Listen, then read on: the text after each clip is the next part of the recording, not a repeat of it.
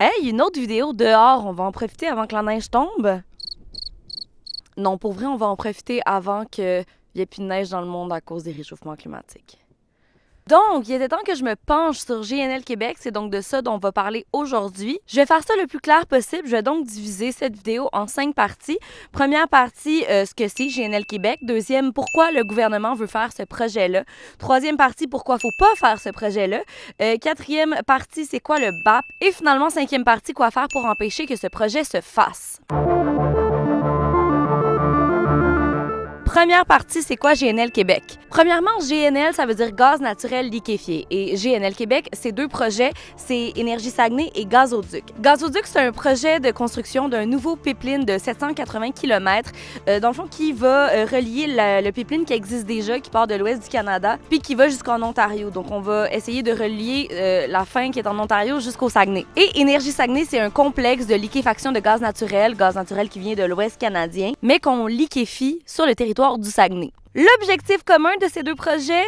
Liquéfier et exporter 11 millions de tonnes de gaz naturel vers le reste du monde, par voie navigable. Donc, ce qu'on compte faire, on extrait du gaz fossile en Alberta, il arrive au Saguenay via le nouveau projet de gazoduc à partir de l'Ontario, on va liquéfier le gaz dans le complexe Énergie Saguenay, on va le charger dans des super méthaniers qui sont des vraiment gros navires qui transportent du gaz, qui passeront ensuite par le fjord du Saguenay, oui, genre le beau fjord du Saguenay, la réserve naturelle et toute cette belle biodiversité-là, et ensuite dans le fleuve Saint-Laurent, pour ensuite proposer cette belle marchandise à nos voisins européens et asiatiques, entre autres. Un investissement estimé à 14 milliards de dollars. Je vais rentrer, OK, parce que là, je commence à avoir froid aux mains puis au nez.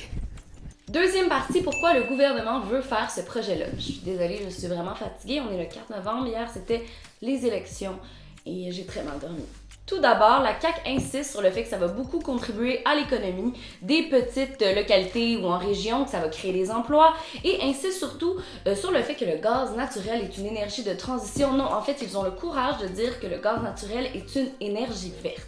J'explique. La stratégie marketing, c'est de nous convaincre que le gaz naturel est beaucoup moins polluant que le charbon et le pétrole. Et que certaines économies, genre en Asie, pourraient bénéficier de notre gaz naturel canadien et ainsi baisser leurs émissions de gaz à effet de serre annuelles. Le truc, c'est que oui, le charbon émet énormément de CO2, mais le principal composant du gaz naturel, c'est du méthane. Un gaz 84 fois plus polluant que le CO2 sur 20 ans, mais bon, ça, je vais y revenir dans ma troisième partie. Aussi, le promoteur et le gouvernement insistent sur le fait que l'usine va être alimentée à l'hydroélectricité, donc que ça va être écolo. Mais ce qui gosse là-dedans, c'est que Hydro-Québec va leur donner une subvention, déguisée, de 70 millions de dollars. Et ce rabais, cet argent que Hydro donne, il pourrait à la place l'investir dans des projets qui s'inscrivent réellement dans la transition énergétique. Mais en gros, si le gouvernement veut faire ça, c'est vraiment pour des raisons économiques. C'est bien payant vendre de l'énergie fossile à plein de nations.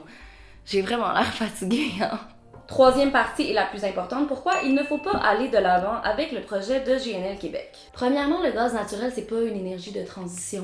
Juste la façon de récolter le gaz dans le sol est très polluant parce que c'est difficile d'accès. Ça demande une technologie, un procédé pour fracturer le sol et recueillir le gaz qu'on appelle fracturation hydraulique. Et cette technique non conventionnelle-là, elle entraîne d'importantes émissions de gaz à effet de serre et potentielles fuites de méthane qui peuvent entre autres contaminer les sols et les sources d'eau potable.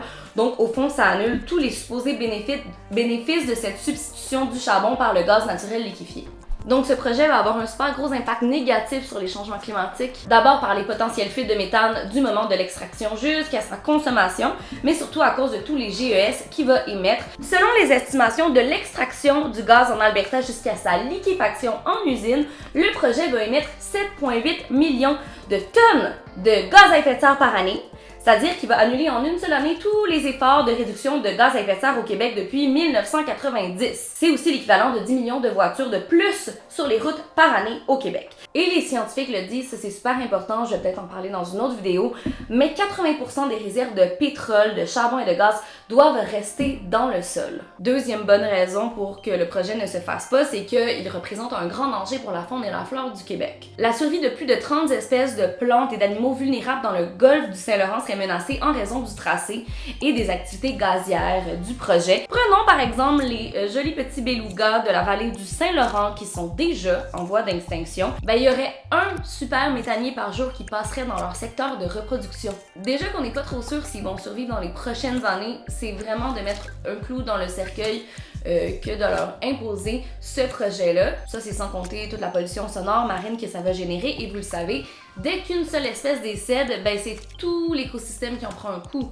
Donc, GNL Québec serait dévastateur sur la biodiversité d'un des endroits les plus riches au Québec. Troisièmement, ça affecterait énormément les communautés locales, dont les communautés autochtones. Il y a quelques communautés qui se sont prononcées, d'autres non, mais c'est super tricky pour elles parce que le gouvernement leur offre des millions de dollars si le projet est accepté.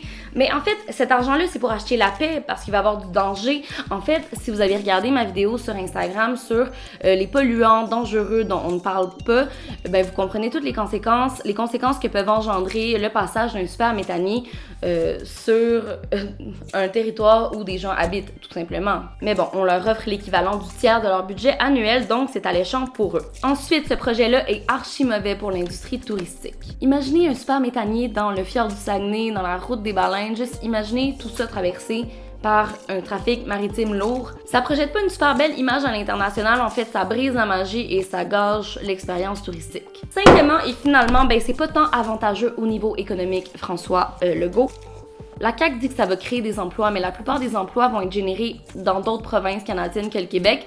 Au Québec, ça va générer genre 250 emplois permanents seulement. C'est très cher payé pour si peu, non? Qui plus est?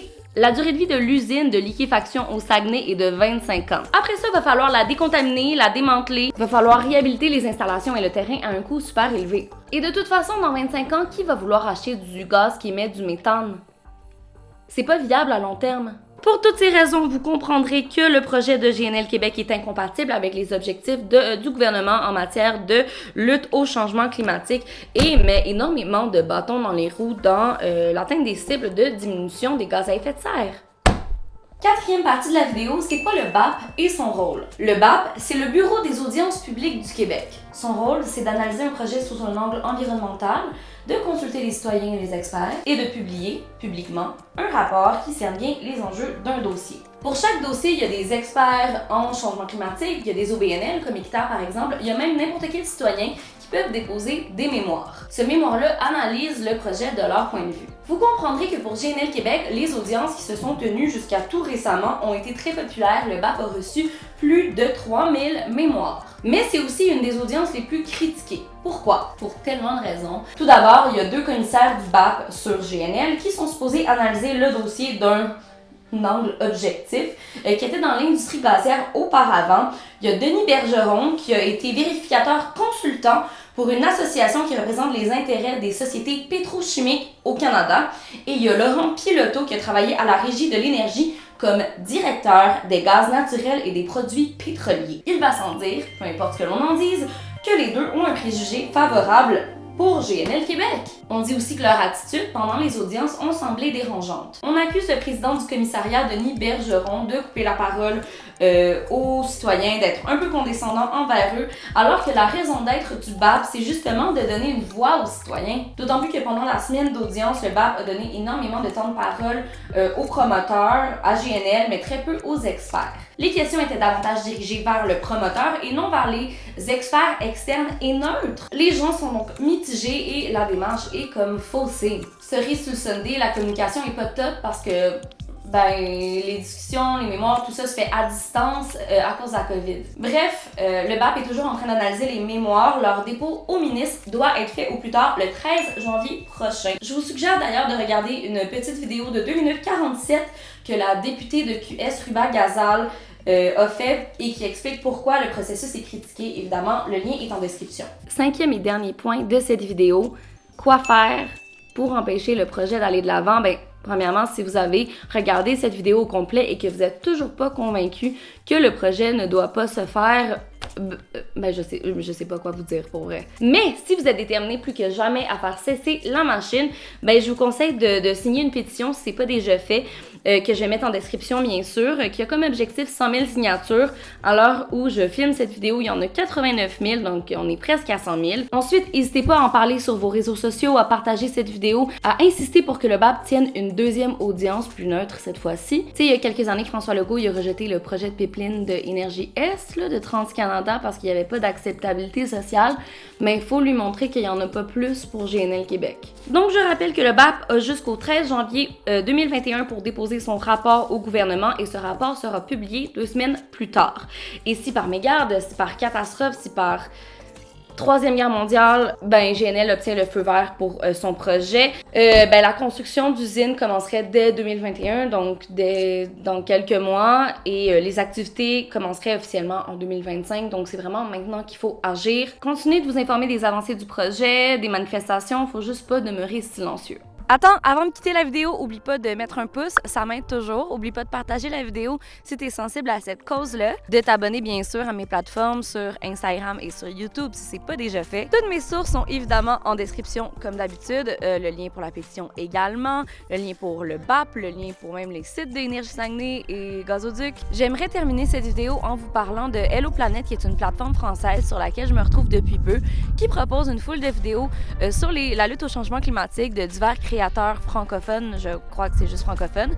Et à chaque vue, vous accumulez des points et cet argent-là va, un peu aux créateurs. Donc, c'est une façon, moi, de m'encourager parce que sur YouTube, j'ai pas encore la monétisation, mais l'argent va aussi à des organismes et vous pouvez choisir les organismes qui sont dédiés à diverses causes sociales auxquelles vous voulez donner vos sous. Et c'est pas vos sous à vous, c'est en regardant des pubs que ça crée de l'argent. Puis ces pubs-là, c'est pas des pubs de char, c'est des pubs qui sont liées, encore une fois, à la lutte au changement climatique. Donc, ça vaut vraiment la peine d'aller jeter un coup d'œil si vous voulez autant m'encourager que encourager des créateurs francophones qui parlent d'environnement, en découvrir des nouveaux, encourager des OBNL. Bref, je vais mettre évidemment le lien en description comme d'habitude. Puis là-dessus, je vous dis à super bientôt. Je pense que ma prochaine vidéo va répondre à vos questions que vous m'avez posées sur Instagram. Et il est encore temps de m'en poser, que ce soit des questions par rapport à moi ou juste à l'environnement en général. Je vais faire les recherches pour vous. Bye!